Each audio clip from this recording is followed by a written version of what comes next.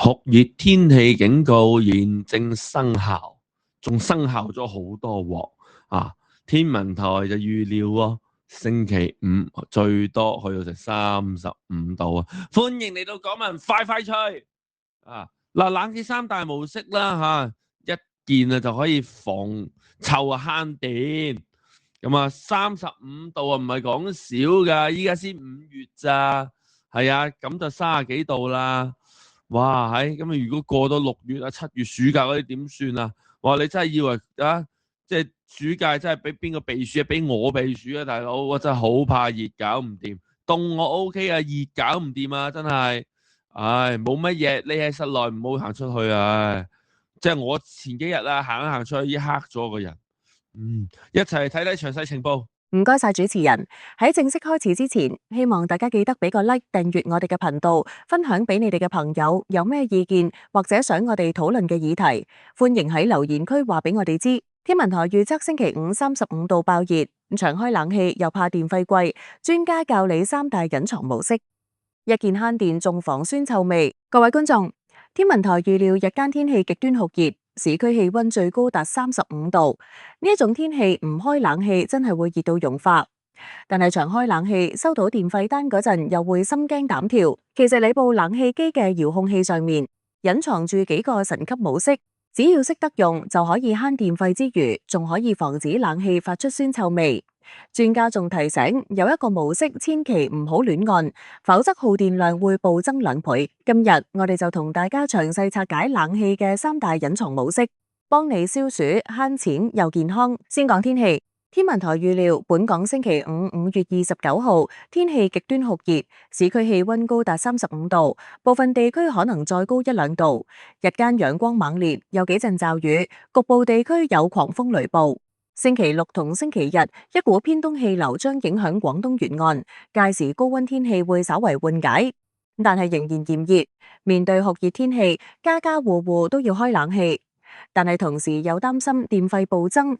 其實只要好好運用冷氣機嘅幾大模式，就可以喺保持涼快嘅同時節省唔少電費。台灣能源局曾經喺 Facebook 專頁發文，教大家點樣善用冷氣機嘅睡眠模式。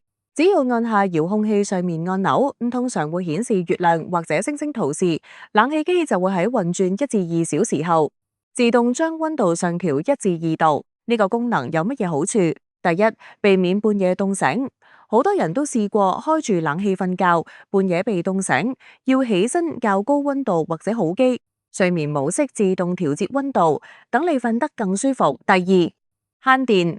冷氣機每調高1度就可以節省大約6%嘅用電量。睡眠模式幫你自動調高溫度，一晚落嚟可以慳唔少電。第三，可以設定關機時間。如果你校好時間掣，冷氣會喺起身前自動關閉，唔會長開浪費電力。專家建議，如果你習慣開住冷氣瞓覺，不妨試下用睡眠模式，既慳電又舒服。電器品牌 Panasonic 指出，送風模式係省電嘅最強利器。有研究發現，只要風速達到每秒1公尺，就能夠令體感溫度下降約1至2度，效果相當於開啟一部中等風速嘅電風扇。喺初夏或者室溫介乎26至29度之間時，即使唔開啟冷氣模式，單獨使用送風模式都可以維持室內涼爽。送風模式只係風扇運轉，壓縮機唔會啟動，耗電量遠低於冷氣模式。仲有一個隱藏功能，研究指出，冷氣機喺關機前，如果唔先切換至送風模式乾燥機體，直接關機嘅話，內部會處於潮濕又封閉嘅狀態。加上夏季高溫，冷氣內部極易成為霉菌同細菌嘅溫床，之後開機就會產生酸臭味或者霉味。所以專家建議熄冷氣之前，先轉做送風模式，運轉10至15分鐘，等入面嘅水分吹乾先至正式關機，咁樣就可以有效防止冷氣發臭。好多人一返到屋企覺得熱到爆，就急急將冷氣溫度調到16度，想瞬間消暑，但呢個做法其實非常耗電。美國能源部建議，使用者可以先設定冷氣溫度喺忍受範圍內嘅最高溫，例如黃金慳電溫度26度，並配合風扇降溫，等室內溫度冷卻過後，再慢慢將冷氣溫度調低。點解要咁做？因為室內外溫差越大，冷氣機需要嘅功率就越高，耗電量亦都越大。如果你由35度嘅室外返到屋企，一開機就較16度，溫差達到19度。冷氣機要全速運轉好耐先降到溫，電費自然飆升。正確做法，先較26度，配合風扇吹，等身體同室內降溫。